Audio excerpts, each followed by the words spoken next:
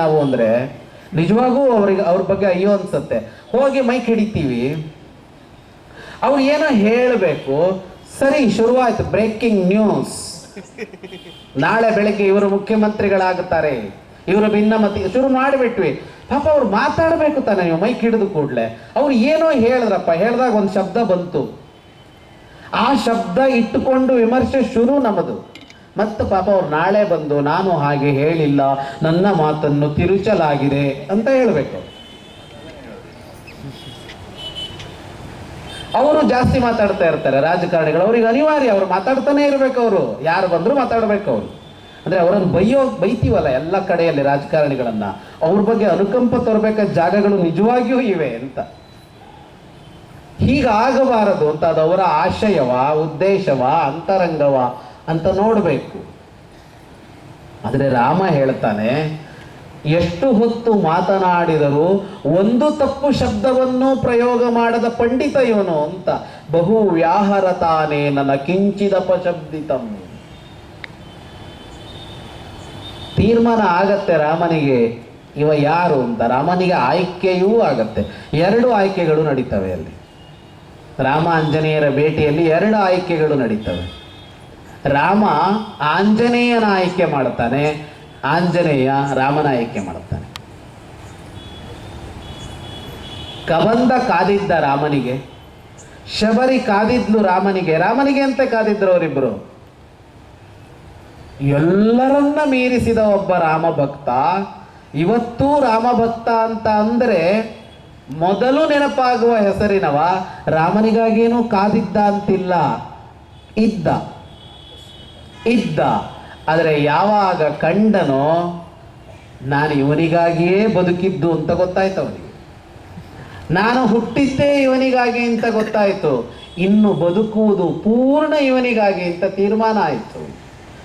ಲಂಕೆಗೆ ಹೋದಾಗ, ನಾಳೆ ನೋಡೋಣ ಆಂಜನೇಯನ ಬಗ್ಗೆ ಹೇಳುವಾಗ, ಲಂಕೆಗೆ ಹೋದಾಗ ಯಾರು ನೀನು ಅಂತ ಕೇಳಿದರೆ, ಯಾರು ನೀನು ಅಂದರೆ ಏನು ಹೇಳ್ತೀವಿ ನಾವು? ನಮ್ಮ ಹೆಸರು ಹೇಳ್ತೀವಿ, ಉದ್ಯೋಗ ಹೇಳ್ತೀವಿ ಅಲ್ವಾ?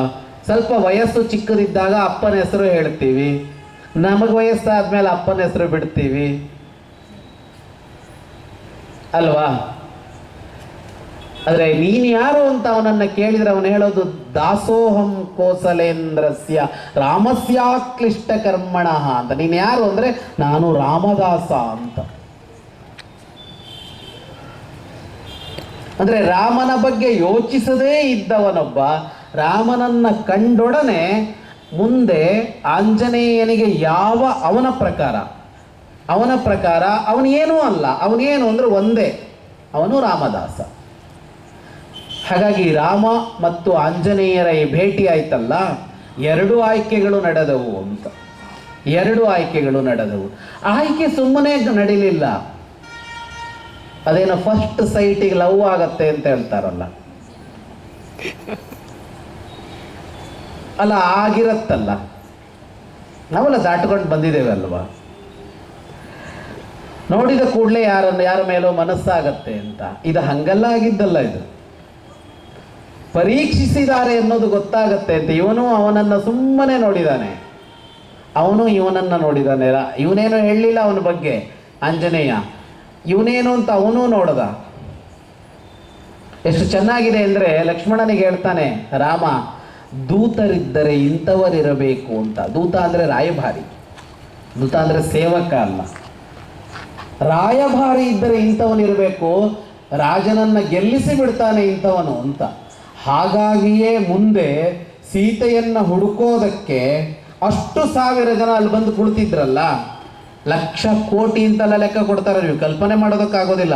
ಈ ಒಂದು ಕಿಷ್ಕಿಂದ್ರೆ ಸಾಕಾಗೋದಿಲ್ಲ, ಅಲ್ಲಿ ಎಷ್ಟು ಜನ ಕಪಿಗಳು ಬಂದು ಸೇರಿದ್ರು ಅಂತ ಹೇಳುವಾಗ ಅಷ್ಟು ಜನ ಬಂದು ಸೇರ್ತಾರಲ್ಲ. ರಾಮ ಉಂಗುರ ಕೊಟ್ಟಿದ್ದು ಒಬ್ಬನಿಗೆ ಮಾತ್ರ.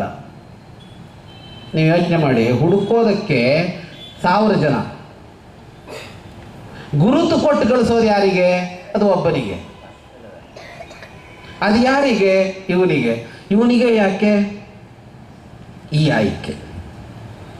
ಪಂಪಾ ಸರೋವರದಲ್ಲಿ ಭಾರತದ 2 ಅತ್ಯಂತ ಶ್ರೇಷ್ಠ ವ್ಯಕ್ತಿಗಳ ಭೇಟಿ ಆಯ್ತಲ್ಲ, ಅಲ್ಲಿ ಆಯ್ಕೆ ಆಯಿತು ಅಂತ. ನಮ್ಮ ಪರಂಪರೆಯಲ್ಲಿ ಎರಡು ಆಯ್ಕೆಗಳಿಗೆ ಬಹಳ ಪ್ರಾಧಾನ್ಯ ಇದೆ. ಒಂದು ಗುರು ಶಿಷ್ಯನನ್ನು ಆಯ್ಕೆ ಮಾಡ್ಕೊಳ್ಳೋದು, ಇನ್ನೊಂದು ಶಿಷ್ಯ ಗುರುವನ್ನು ಆಯ್ಕೆ ಮಾಡ್ಕೊಳ್ಳೋದು. ಗುರು ಶಿಷ್ಯನನ್ನು ಆಯ್ಕೆ ಮಾಡ್ಕೊಳ್ಳೋದು ಸರಿ, ಶಿಷ್ಯ ಗುರುವನ್ನು ಆಯ್ಕೆ ಮಾಡ್ಕೊಳ್ಳೋದು ಅಂದರೆ ಏನು ಅಂದರೆ ಆಯ್ಕೆ ಮಾಡದೆ ಪರೀಕ್ಷಿಸದೆ ಗುರುವನ್ನೂ ಸ್ವೀಕಾರ ಮಾಡಬಾರದು ಅಂತ ಹೇಳುತ್ತೆ ಶಾಸ್ತ್ರ. ನಾವು ಬಹಳ ಅಭಿವೃದ್ಧಿ ಮಾಡ್ಕೊಂಡಿದ್ದೀವಿ. ಅದರಲ್ಲಿ ಒಂದು ಇಂಟರ್ವ್ಯೂ ಅಂತ, ಇಂಟರ್ವ್ಯೂ ಹೇಗೆ ಮಾಡೋದು ಅನ್ನೋದಕ್ಕೆ ಯೂನಿವರ್ಸಿಟಿ ಒಂದು ಇನ್ನೂ ಸ್ಥಾಪನೆ ಮಾಡಿಲ್ಲ, ಅಷ್ಟು ಕೆಲಸ ಆಗಿದೆ. ಸಂದರ್ಶನ ಮಾಡುವುದು ಹೇಗೆ ಮತ್ತು ಸಂದರ್ಶನವನ್ನು ಎದುರಿಸುವುದು ಹೇಗೆ. ಎಲ್ಲಿ ದೊಡ್ಡ ದೊಡ್ಡ ಹುದ್ದೆಗಳಿಗಲ್ಲ, ನೀವು ಮಹಾನಗರಗಳಿಗೆ ಹೋದರೆ LKG ಮಗು ಸೇರಿಸೋದಕ್ಕೆ ಅಪ್ಪ ಅಮ್ಮ ಟ್ರೈನಿಂಗ್ ತಗೋಬೇಕು. ಇಂಟರ್ವ್ಯೂಗೆ ಅಪ್ಪ ಅಮ್ಮನ ಸಂದರ್ಶನ ಆಗುತ್ತೆ, ಅದು ಅಲ್ಲಿಂದ ಆರಂಭ ಅಂತ. ಇಷ್ಟು ಪ್ರಮಾಣದಲ್ಲಿ ಒಂದು ಸಂದರ್ಶನ ಅನ್ನೋದಕ್ಕೆ ನಾವು ಬೆಳೆಸ್ಕೊಂಡಿದ್ದೀವಿ, ಬೇಕಾಗತ್ತೆ ಅಂತ. ಯಾಕೆ ಬೆಳೆಸ್ಕೊಂಡಿದ್ದೀವಿ ಅಂದರೆ ಗುರುತಿಸೋಕೆ ಆಗ್ತಾ ಇಲ್ಲ ನಮಗೆ ಮನುಷ್ಯರಲ್ಲ, ಇವನು ಯೋಗ್ಯನ ಅಂತ ನೋಡಿ ಗುರುತಿಸೋದಕ್ಕಾಗ್ತಾ ಇಲ್ಲ. ಹಾಗಾಗಿ 10 ದಾರಿಗಳನ್ನು ಹುಡ್ಕೊಳ್ತೀವಿ. 10 ತರಹದಲ್ಲಿ ಅವನ ಬುದ್ಧಿ, ಅವನ ವರ್ತನೆ, ಅವನ ನಿಷ್ಠೆ, ಅವನ ಕಾರ್ಯವೈಖರಿ ಏನನ್ನೆಲ್ಲ ಪರೀಕ್ಷೆ ಮಾಡಬೇಕು ನಮಗೆ. ಏನನ್ನೆಲ್ಲ ಮಾಡಿಯೂ ಮತ್ತು 3 ತಿಂಗಳಿಗೆ ಇವನು ಸರಿ ಇಲ್ಲ ಅಂತ ಅವನಿಗೆ ಅನ್ಸಿರುತ್ತೆ, ಅವನು ಸರಿ ಇಲ್ಲ ಅಂತ ಇವನಿಗೆ ಅನ್ಸಿರುತ್ತೆ.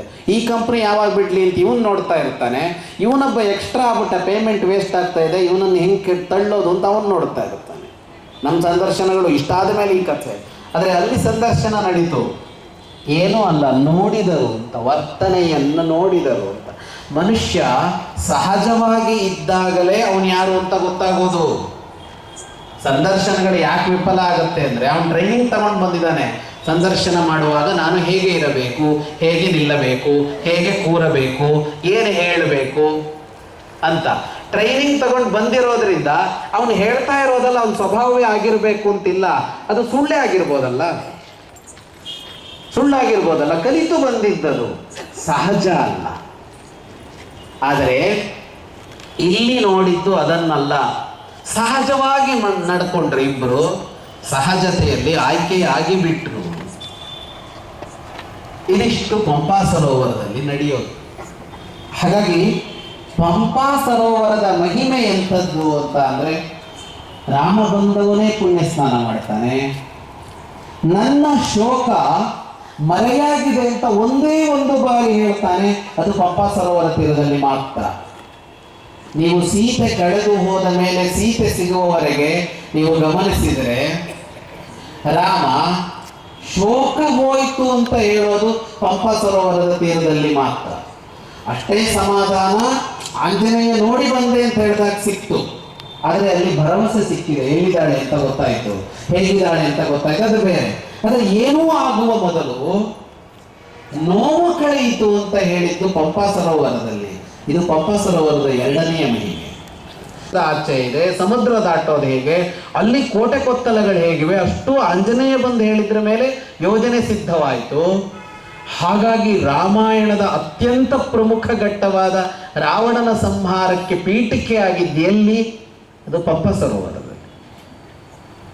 ಇದು ರಾಮಾಯಣದೊಳಗಿನ ಮಹತ್ವ ಅಂತ ತಗೊಂಡ್ರೆ, ಹೊರಗಡೆ ಅಂತ ತಗೊಂಡ್ರೆ ಎಷ್ಟು ಮುಗಿಸ್ಬೇಕಾಗಿತ್ತು. ಹಾಗಾಗಿ ಇವತ್ತು ಜಗತ್ತು ಆಂಜನೇಯನ ಅನುಗ್ರಹ ಪಡೆದುಕೊಳ್ತಾ ಇದೆ ಅಂತ ಅಂದ್ರೆ ಅದು ಯಾವ ಊರಲ್ಲಿ ಎಷ್ಟು ದೊಡ್ಡ ದೇಗುಲವೂ ಇದ್ದಿರಬಹುದು, ಆಂಜನೇಯನ ಬಗ್ಗೆ ಯಾವ ಊರಲ್ಲಿ ಬೇಕಿದ್ರೂ ಇದ್ದಿರಬಹುದು, ಯಾವ ದೇಶದಲ್ಲೂ ಇದ್ದಿರಬಹುದು. ಆದರೆ ಅದಕ್ಕೆ ಕಾರಣ ಎಲ್ಲಿದೆ, ಅದರ ಮೂಲ ಎಲ್ಲಿದೆ ಅಂತಂದ್ರೆ ಆಂಜನೇಯನಾಗುವ ಮೂಲ ಇರೋದು ಅದು ಪಂಪಾ ಸರೋವರದಲ್ಲಿ. ಅದು ಪಂಪಾ ಸರೋವರದಲ್ಲಿ. ಹಾಗಾಗಿ ಪಂಪಾ ಸರೋವರ ಇಷ್ಟು ಕಾರಣಕ್ಕಾಗಿ ಮಹತ್ವದ್ದು, ಇಷ್ಟನ್ನು ನೆನಪಿಸಿಕೊಳ್ತಾ ಪಂಪಾ ಸರೋವರದ ಮಹಿಮೆ ಮತ್ತು ರಾಮನ ಮಹಿಮೆ ಎಂಥದ್ದು ಅನ್ನೋದನ್ನು ನೋಡೋದರ ಮೂಲಕ ಇವತ್ತಿನ ಮಾತುಕತೆಗಳನ್ನು ನಿಲ್ಲಿಸಿಕೊಳ್ಳೋಣ. ನಾಳೆ ಮತ್ತೆ ಆಂಜನೇಯನ ಬಗ್ಗೆ ಮಾತಾಡಬೇಕಾಗಿದೆ, ಮುಂದುವರಿಸೋಣ. ನಗರದಲ್ಲಿ ಅಷ್ಟು ಒಂದು ಕ್ಷಣವೂ ಕೂಡ ವ್ಯಯ ಮಾಡದೇ ಇರುವಂತಹ ದುಡಿಮೆಯ ನನ್ನ ಯುವ ಮಿತ್ರರು ಸೇರಿಕೊಂಡು ನಮ್ಮ ಕಡೆ ಎಲ್ಲ ಆಶ್ರಮದಲ್ಲಿ ಅಲ್ಲಿ ಸಭೆ ಮಾಡ್ತಾರೆ, ಅಲ್ಲಿ ಪ್ರವಚನಕ್ಕೆ ಹೋಗ್ತೇವೆ. ಅಲ್ಲಿ ಕೇಳಿಕ್ ಬಂದವ್ರು ಎಂಥವ್ರಪ್ಪ ಅಂತಂದ್ರೆ ಓಣಿಗೆ ಬೇಸರದವರು, ಮನ್ಯಾಗಂತೂ ಮೊದಲೇ ಬೇಸರ, ಆಧಾರ್ ಕಾರ್ಡ್ ಹರಿದವ್ರು ಮಾರಿ ಮೇಲೆ ಮುಗಿಬೇಕು ನೋಡ ಅಂತವ್ರು ಬಂದು ಕೂತಿರ್ತಾರೆ. ಏನು ಅವ್ರ ಮುಂದೆ ಏನು ಹೇಳೋರು, ಏನು ಮಾಡೋರು? ಅವು ಕಡಿದ ಐಶಿಷ್ಯಕ್ಕೆ ಹೊಂಟದ್ದು ಅವ್ರ ಮುಂದೆ ಕೂತ್ಕೊಂಡು ಬ್ರಹ್ಮ ಸತ್ಯಂ ಜಗನ್ ನಿತ್ಯಂ ಹೇಳ್ಬೇಕು, ನಮಗಂತ ಪಾಪ. ಆದ್ರೆ ಇಲ್ಲಿ ಕೇಳೋರು ಎಂಥವ್ರು ಅಂದ್ರೆ ಇಲ್ಲಿ ದೇಶವನ್ನು ಆಳುವ ಪ್ರಜೆಗಳು ಇಲ್ಲಿ ಇಟ್ಕೊಂಡು ನನ್ನ ಎದುರುಗಡೆ ಕೂತಿರಲಿಲ್ಲ. ಇದು ಈ ಸಭೆಯ ಭಾಗ್ಯ. ಇದು ಏನ್ ಮಾಡೋದು? ಸ್ಕ್ರಾಪ್ ಮಷಿನ್ ತಗೊಂಡು ರಿಪೇರಿ ಮಾಡಿದ್ರೆ ಪ್ರಾಣನ ಹಾಳಾಗಿ ಹೋಗ್ತಾವ. ಅದೇನು ರಿಪೇರಿ ಆಗುವುದಲ್ಲ, ಬಿಡುವುದಲ್ಲ. ಯಾವ ವಯಸ್ಸಿನಲ್ಲಿ ತತ್ವಜ್ಞಾನ ಯಾವ ವಯಸ್ಸಿನಲ್ಲಿ ಸಿಗಬೇಕೋ ಆ ವಯಸ್ಸಿನಲ್ಲಿ ಸಿಕ್ಕರೆ ಅವನ ಮುಂದೆ ಏನಾದರೂ ಒಂದು ಕೆಲಸ ಮಾಡಿ ತೋರಿಸ್ತಾನೆ, ಅವನ ದೇಶಕ್ಕೆ ಒಂದು ಆಸ್ತಿ ಆಗ್ತಾನೆ. ಎಲ್ಲ ಮುಗಿದೋಗಿ ಕುಂಡ್ರಾಗ ಜಾಗ ಇಲ್ಲದೆ ಎಳೆದಲ್ಲೇ ಅಲ್ಲಿ ಉಳಿದ ಬೇಸರ ಇಲ್ಲಿ ಒಂದು ಉಳಿಗೋರು ಅವ್ನು ತೋಡಿ ಏನ್ ಮಾಡ. ಆದ್ರೆ ಗಂಗಾವತಿಯ ಸಭೆ ಅದು ಬಹಳ ಚೆನ್ನಾಗಿ ಶ್ರೀಮದ್ ಭಗವದ್ಗೀತೆಯಲ್ಲಿ ಕೃಷ್ಣ ಭಗವಂತ ಒಂದು ಅಪ್ಪಣೆ ಕೊಡ್ತಾ ಇದೆ. ವ್ಯವಸಾಯಾತ್ಮಿಕ ಬುದ್ಧಿ ರೇಖೆ ಇಹ ಕುರುಣ ಬಹು ಶಾಖಾಹಂತಶ್ಯ ಬುದ್ಧಯೋ ಅವ್ಯವಸಾಯ. ಅರ್ಥ ಇಷ್ಟೇ, ಯಾರು ಕೆಲಸ ಮಾಡ್ತಾರೆ, ಯಾರು ಕೆಲಸದಲ್ಲಿ ಸದಾಕಾಲ ತೊಡಿಕೊಂಡಿರ್ತಾರೆ, ಅವ್ರ ಮನಸ್ಸು ಸ್ಥಿಮಿತವಾಗಿರುತ್ತಲ್ಲದೆ ಹೀಗೆ ಧ್ಯಾನಕ್ಕೆ ಕೂತವ್ರ ಮನಸ್ಸಲ್ಲಿ. ನಾನು ಹೇಳೋದನ್ನು ಗಮನಿಸಿ ನೋಡಿ. ನೀವು ಹೀಗೆ ಧ್ಯಾನಕ್ಕೆ ಕೂತು ನೋಡ್ರಿ, ಆ ಧ್ಯಾನಕ್ಕೆ ಕುಂತಾಗ ಕುಂಡ್ರು ತಕ್ಕ ನಿಮ್ಮ ಮನಸ್ಸು ಏನೂ ಮಾಡೋದಿಲ್ಲ. ಅದು ನಿಮ್ಮನ್ನು ಕುಂಡ್ರು ತಕ್ಕ ಮೊದಲ ಜಳಕ ಮಾಡಿಸ್ತದೆ, ಜಳಕ ಮಾಡಿಸಿ ಚಡ್ಡಿ ಹಾಕಿಸ್ಕೋತದೆ, ಹಾಕಿಸ್ಕೊಂಡ ಮೆಲ್ಕ ಯಾರು ಮುಟ್ಲದ ಮೆಲ್ಕ ದೇವ್ರ ಮನೆಗೆ ಹೋಗ್ತದೆ. ಅವು ಇತ್ತೀಚಿನ ದೇವ್ರ ಮನೆಗಳು ಹೆಂಗಪ್ಪ ಅಂತಂದ್ರೆ ಅವು ನಮ್ಮನೆ 108 ಚೆಂಬರ್ ಇದ್ದಂಗೆ ಅದಾವ. ಅವು ಒಳಗೆ ಹೊರಕ್ಕೆ ಬರಕ್ಕೆ ಹೋದ್ರು. ಕೆಲವೊಂದು ದೇವ್ರ ಮನೆಗೆ ಹೋಗಿಬಿಟ್ರೆ ನಾನು ಸುಮ್ಮನೆ ಒಂದು ಮನೆ ವಾಸ್ತು ತೋರ್ಸಾಕ ಇದು ದೇವ್ರ ಮನೆಗೆ ಅಂತಂದು ಏನೈತಿ ಅಂತ ನನ್ನ ಗಾಡಿನ ಅಲ್ಲಿ ಪೂರ ಆ ಗಾಡ್ಯಾಗ ಒಂದು ಮಾಡಿ ಅದಕ್ಕೊಂದು ಮುಂದಕ್ಕೆ ಹಾಕಿ ಅದಕ್ಕೊಂದು ಒಳಗೆ ಒಂದು 0 ಬಲ್ಬಿನ ಲೈಟ್ ಹಾಕಿ ಅದನ್ನ ಕನ್ನಡಿ ಹಚ್ಕಷ್ಟು ಪ್ಯಾಕ್ ಮಾಡ್ಯಾರ. ನಾ ಏನಾರು ಗೊಂಬೆ ಇಟ್ಟಾರ ನಾ ಮಾಡೀನಿ, ಇದರೇ ದೇವ್ರ ಮನೆ ಅಂತಂದು ತಂಗಿ ಮತ್ತು ಅಕ್ಷತೆ ಹಾಕಂತಿ ಮತ್ತು ಅದ್ರದ್ದು ಆ ಗ್ಲಾಸ್ ತೆಗಿ ಅದನ್ನು ಮತ್ತು ಅದನ್ನು ಇಲ್ರಿ ನಮ್ಮ ಮಾಂಸ ಅಂತ ಕಿರಿಕಾಯಿ ನಾವು ಕಿರಿಕೆನ ಕಾಳುತ್ತಾರೆ ದೇವ್ರ ಅವ್ರ ಅಂಶದ ಕಿರಿಕೆ ಕಾಣುವಂಥದ್ದು ತಗಲೇ ಯಾರು ಏನ್ ದೇವ್ರ ಮನೆ. ಅಲ್ಲಿ ಕುತ್ಕೊಂಡು ಧ್ಯಾನ ಮಾಡ್ಲಿಕ್ಕೆ ಕೂತ್ರೆ ಧ್ಯಾನ ಹತ್ತುದಿಲ್ಲ. ಅದನ್ನೇ ಬಿಟ್ಟು ಒಂದು ಕೆಲಸ ಮಾಡಲಿ. ಹೆಣ್ಮಕ್ಳು ಉಳ್ಳಾಗಡ್ಡೆ ಹಚ್ತಿರ್ತಾರೆ, ಹೀಗೆ ಬರ ಬರ ಬರ ಬರ ಬಳ್ಳು ನೋಡೋದಿಲ್ಲ, ಉಳ್ಳಾಗಡ್ಡೆನೂ ನೋಡೋದಿಲ್ಲ, ಇಳಿಗಿನೂ ನೋಡೋದಿಲ್ಲ, ಬರ ಬರ ಬರ ಬರ ಹೆಚ್ಚಿ ಅವಲಕ್ಕಿ ಮಾಟದಂಗೆ ಉಳ್ಳಾಗಡ್ಡೆ ಹೋಗ್ತಾರಲ್ಲ, ಅದಕ್ಕೆ ಧ್ಯಾನ ಅಂತ ಕರಿಬೇಕು. ಅದು ಧ್ಯಾನ. ಧ್ಯಾನ ಅಂದ್ರೆ ಕೂತ್ಕೊಂಡು ಕೂಡೋ ಧ್ಯಾನ ಅಲ್ಲ. ನೋಡದೆ ಕಾರ್ಯದಲ್ಲಿ ಪ್ರವೃತ್ತಿ ಆಗಿದಾರಲ್ಲ, ನೋಡದೆ ಕಾರ್ಯದಲ್ಲಿ ಪ್ರವೃತ್ತಿ ಆಗಿದಾರಲ್ಲ, ನೋಡದೆ ಮಡಿಯಿಂದ ನಿಮ್ಮೆಲ್ಲ ಪ್ರಸಾದ ಮಾಡಿಕೊಟ್ಟಿದಾರಲ್ಲ, ಅದು ಧ್ಯಾನ. ಅದು ಧ್ಯಾನ. ಧ್ಯಾನ ಅಂದ್ರೆ ಮತ್ತೇನಲ್ಲ. ಈ ನೋಡದೆ ಅಂತೂ ಮಾಡೋದು ಹಂಗ ಅಂತಿರ್ತರೋ ನೀವು ಹಂಗ ಹೂವಂದ್ರಿ. ನೋಡ್ದ ಮಾಡಿದ್ರೆ ಈಗ ಸೌತಿಕಾಯಿ ಪಲ್ಯ ಮಾಡ್ಬೇಕಪ್ಪ, ಅವ್ನು ನೋಡ್ಲ ಮಾಡಿದ್ರೆ ಇಸ ಹತ್ತಿದ್ದು ಒಂದು ಏನು ಮಾಡ್ತೀವಿ. ಅವರು ಸುಮ್ಮನೆ ನೆಕ್ಕಿ ನೋಡಿ ಮಾಡಿರ್ತಾರೆ. ನೀವು ಹಂಗೆ ತಿಳ್ಕೋಬೇಕದನ್ನ, ಅವ್ರು ನೆಕ್ಕಿಲ್ಲ ಅಂತ ನೀವು ತಿಳ್ಕೋಬೇಕು. ಹಿಂಗೆ ಸುಮ್ಮನೆ ತಿಳ್ಕೋದು ಹೋಗೋದು ಹಂಗ ಅದನ್ನ ಅವ್ರು ನೆಕ್ಕೇ ಇರ್ತಾರೆ. ಯಾಕೆ ಮಾತನ್ನ ಹೇಳ್ತಾ ಇದ್ದೇನೆ ಅಂದ್ರೆ ಯೋಚಿಸೋಣ. ಇವತ್ತು ಕಥೆ ಯಾವುದು ವಿಶ್ವಮಾನವ ಅಂತ ಅನಿಸ್ಕೊಂಡಿತ್ತು ನೋಡ್ರಿ. ಯಾವ ಮೊಬೈಲ್ ಇದನ್ನು ಇದ್ದ ಹಾಗೆ ಒಪ್ಪಿಕೊಳ್ಳದ ಪರಿಸ್ಥಿತಿಯಲ್ಲಿದೆಯೋ ಆ ಮನಸ್ಸಿಗೆ ಏನಂತಾರೆ ಅಂದ್ರೆ ಅಶಾಂತ ಮನಸ್ಸು ಅಂತ ಕರೀತಾರೆ. ಒಂದು ಮನಸ್ಸಿನ ಶಾಂತಿಗೆ ಇನ್ನೇನು ಬೇಕಾಗಿಲ್ಲ. ಏನು ಅದ ಅದನ್ನು ಒಪ್ಪಿಕೊಳ್ಳೋ, ಏನು ಇಲ್ಲ ಅದನ್ನು ಬಯಸಿ ಕೊರಗುವಂಗಿಲ್ಲ. ಏನು ಅದ ಅದನ್ನು ಒಪ್ಪಿಕೊಳ್ಳೋ. ಒಪ್ಪಿಕೊಳ್ಳುವ ಮನಸ್ಸಿಗೆ ಶಾಂತಿ ಮನಸ್ಸು ಅಂತ ಕರಿಬೇಕು, ಒಪ್ಪಿಕೊಳ್ಳದ ಮನಸ್ಸಿಗೆ ಅಶಾಂತಿ ಮನಸ್ಸು ಅಂತ ಕರಿಬೇಕು. ಮುದುಕ ಕಟ್ಟಿ ಮೇಲೆ ಕೊಟ್ಟಿದ್ದು, ಮೊಮ್ಮಗಳು ಚಾ ತಂದು ಕೊಟ್ಟಿದ್ದು. ನೋಡುವ 5 ಗಂಟೆ ಆಗ್ಯದ, ಮೂರು ಮಠ ಮನ್ಕೊಂಡಿದ್ದೆ, ಕಟ್ಟಿ ಮೇಲೆ ಹಾಕಿ ಕೊಟ್ಟಾರ. ತನಗೆ ಕುಂತಿ ಮೊಮ್ಮಗಳ ಕಮ್ಮಗೆ ಕೈ ತುಂಬ ಸಣ್ಣ ಮೊಮ್ಮಗಳು 7-8 ವರ್ಷದ ಹುಡುಗಿ ಮುದ್ದಾದ ಅಜ್ಜ ಚಾ ತಗೋ ಅಂತೇಳಿ ಹಿಂಗೆ ತೆಗೆದುಕೊಟ್ಟು ಕೈ ಚಾ ತಗೊಂಡು ತನಗೆ ಆರಾಮ್ ಕುಂತಾನೆ, ಕುಡಿಬೇಕಿಲ್ಲ. ನಿಮ್ಮ ಆಮೇಲೆಗಳ ಅಲ್ಲ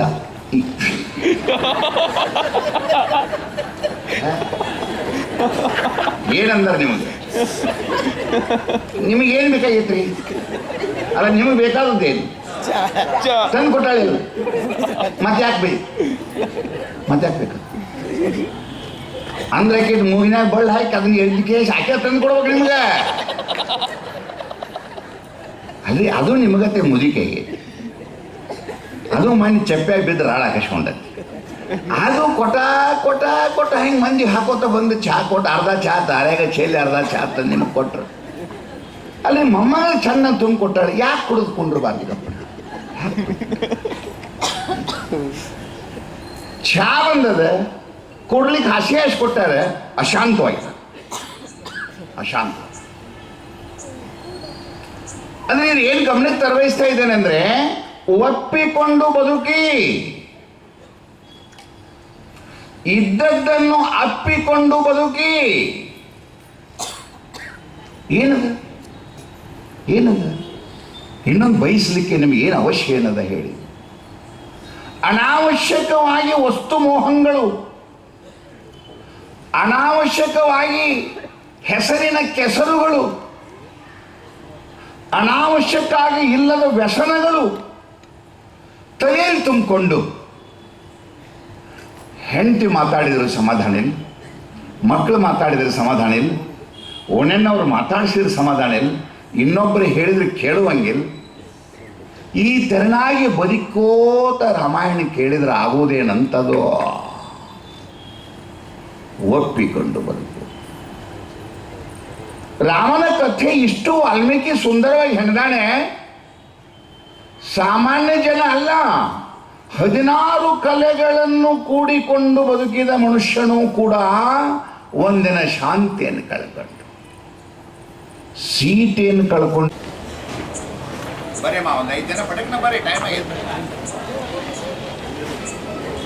ಮುಂದಿರೋರು ಬೇಗ ಬಂದ್ಬಿಡಿ, ಯಾರು 5 ಜನ ಬಂದ್ಬಿಡು.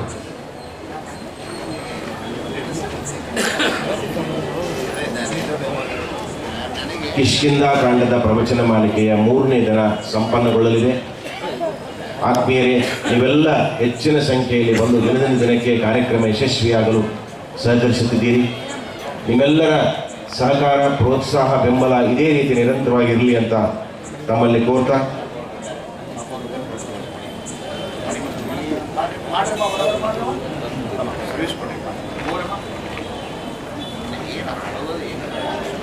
ದಯವಿಟ್ಟು ಮಾತೆಯರಿಗೆ ಬೇರೆ ಕೌಂಟರ್ ಇದೆ, ಹಿರಿಯರಿಗೆ ಅಣ್ಣಂದರಿಗೆ ಬೇರೆ ಕೌಂಟರ್ ಇದೆ. ಪ್ರತಿನಿತ್ಯ ಸಾಲಾಗಿ ಬಹಳ ಶಿಸ್ತುಬದ್ಧವಾಗಿ ಪ್ರಸಾದವನ್ನು ಸ್ವೀಕರಿಸ್ತಾ ಇದ್ದಾರೆ.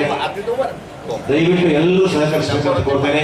ಯಾರು ಹಾಗೆ ಹೋಗಬಾರ್ದು, ಪ್ರಸಾದವನ್ನು ಸ್ವೀಕರಿಸಿಕೊಂಡು ಹೋಗಬೇಕು ಅಂತ ತಮ್ಮಲ್ಲಿ ವಿನಂತಿ.